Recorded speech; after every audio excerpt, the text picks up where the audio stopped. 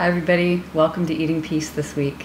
It's Grace. I have been communicating with people a lot because I am starting the most robust kind of high-touch, deep contact program that I offer when it comes to eating and food, and it starts soon. It's always in the winter. And 3 whole months of meeting twice a week. And on Tuesdays is a presentation where I am offering a slideshow, 90 whole minutes, and people participate live by writing into the chat box. Unidentified, it can be anonymous, but I find it powerful. And I say anonymous because that's what I wanted to speak to today. Whether you ever take a program like that or not, that's not what this is about. It's a sense of being able to offer what your true and honest responses are without being worried about what other people think, or that you're going to be caught or found out. And isn't it strange that that sense of secretiveness or hiding and the failure that accompanies that is so strong when it comes to food and eating, or the use of other substances and any addiction? They are often done in secret, alone. Even like a shopping addiction that I've heard people share, that's one that I've never delved into or spent any time with. It doesn't seem to have been required because there's other things that have been so strong for me. But even that one, people will find themselves in stores shopping and kind of being alone and feeling frantic and feeling anxiety and feeling like they have to get, accumulate, consume. So this happens in, I'm going to step out to have a cigarette all by myself, or I'm going to drink alone, or, sneak my cup of coffee when I've told other people I'm not drinking coffee any longer. A lot of, just that sense of secretiveness and shame around whatever it is that you're doing. So somebody who's actually enrolled in the program that starts next week wrote and said, but I'm kind of scared about failing. And I thought, wow, I can so relate.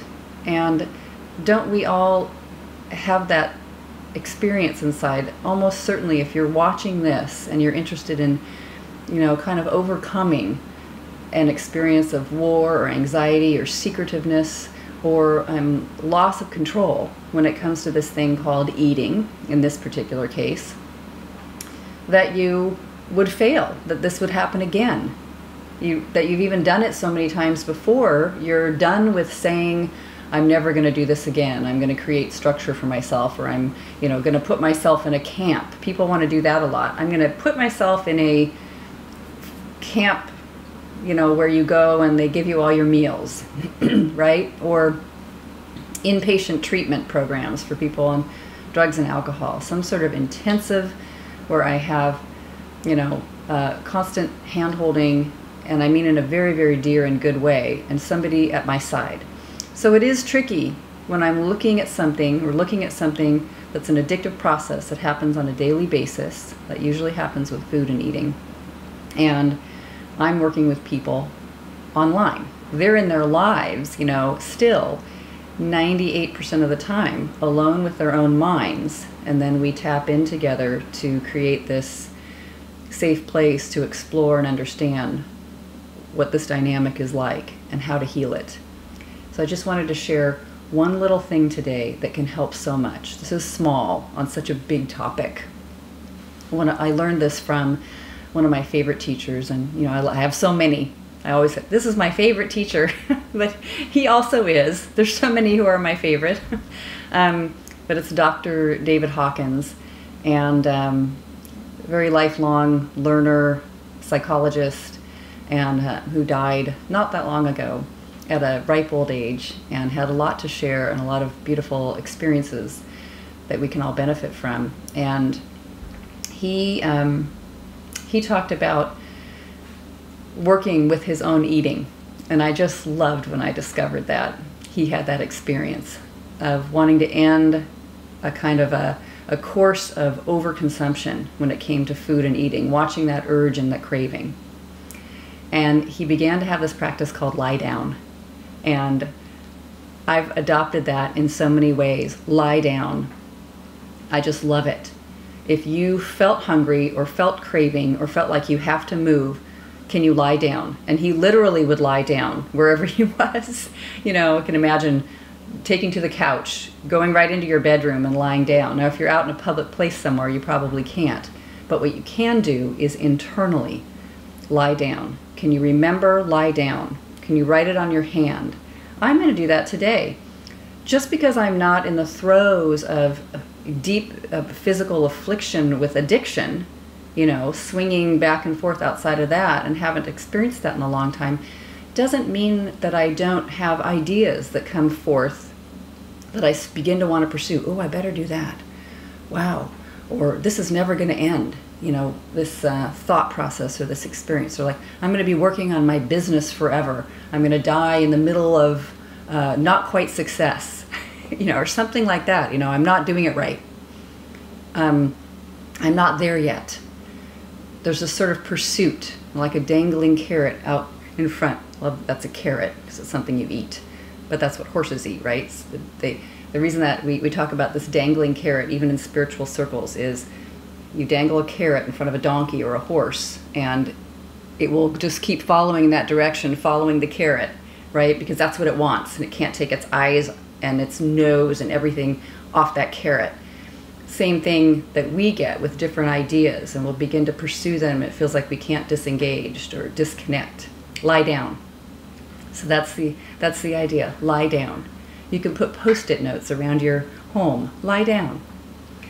If you learned nothing more than that, then the sense of I could potentially fail, whether you're in signing up for a program like Eating Peace, or if you're doing anything else in your life, you have an idea about where you want to go. Oh, and I might fail. Lie down from that thought. Just rest. Then you can question that thought. I could fail. Is that true? I picture myself actually failing, worst case scenario. This is a horrible thing, and it means I can't go on, and it's all over. I mean, how many times have I failed? And then I get up and continue, and I learn something from that process. Or for I'm repeatedly failing, maybe many times over and over, and I learn from that process. I watch my thought return that I'm never going to quite succeed, never quite get there. What am I talking about? Lie down, rest, just let it sink down inside, hold still for 5 minutes, just wait. And that's the practice. Isn't it simple and odd? But just see what happens if you can lie down. You could even set a timer. Set your watch. I have suggested as little as 60 seconds before, and people have had that work. You can say 5 minutes. Lie down for 5 minutes, just stop. What's the worst that could happen if you stop for 5 minutes in the middle of wherever you are? And the way to begin that practice is to do it not when you're in the throes of a compulsive urge to move towards something, but to do it just as a regular practice during the day. I think that's why people begin to have a meditation practice and just do that, no matter what's going on. They do it every day, 5 minutes. Begin to do that, and it's just like practicing CPR, you know, just when we take a first aid class and you're ready and prepared for emergency. Lie down. You know what it's like. 5 minutes. So we'll all be doing that in the Eating Peace program. I'll just be reminding people of that. In the end, yes, everyone who's in the program are in their own lives in all different kinds of countries all over the world, and they have to choose themselves, but everyone can. Everyone knows how to do it, really.